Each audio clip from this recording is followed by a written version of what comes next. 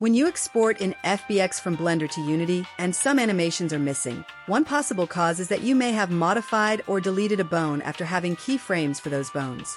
Make a backup of the file. To fix this, open the dope sheet, press N to hide that panel, and in pose mode make all bones visible.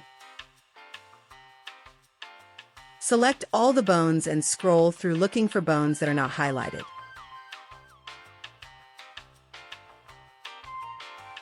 In this animation, everything is fine. Let's check another one.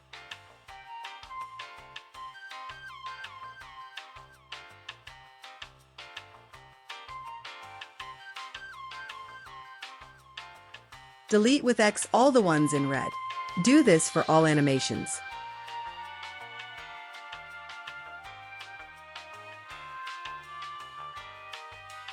Another issue could be the number of fake users. To fix this, go to Non-Linear Animation and delete all animations from the NLA. Now, just export the FBX and uncheck the NLA.